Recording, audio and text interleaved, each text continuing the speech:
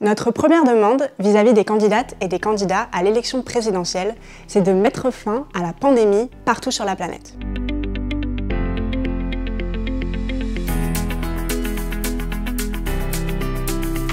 La situation sanitaire actuelle dans le monde et l'apparition de nouveaux variants montrent bien que la stratégie des pays riches jusqu'à maintenant n'a pas fonctionné. Le nationalisme vaccinal ne fait que prolonger la pandémie et aujourd'hui encore, 95% des populations dans les pays pauvres n'ont pas eu accès aux outils médicaux de base comme les vaccins ou les tests contre le Covid-19.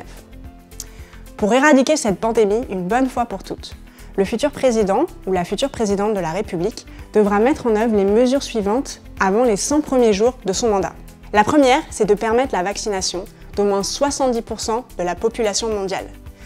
Ça doit être fait par le partage de nos doses excédentaires avec les pays qui en ont besoin, par une augmentation de notre soutien financier au plan global de lutte contre la pandémie, mais aussi par la levée des brevets qui vont permettre d'augmenter la production d'outils médicaux au niveau mondial.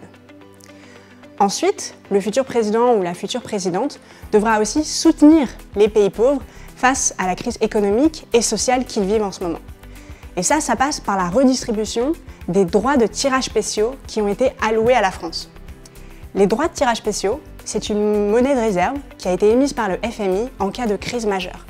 Le problème, c'est que seulement 5% de cette monnaie a été allouée aux pays africains, alors que ce sont eux, aujourd'hui, qui en ont le plus besoin.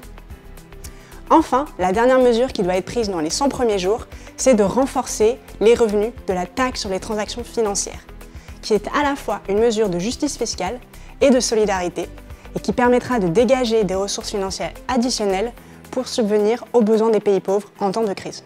Grâce à notre outil de suivi des engagements, vous pouvez écrire aux candidates et aux candidats pour leur demander de partager leurs propositions concrètes sur nos 3 grandes recommandations pour lutter contre les inégalités dans le monde.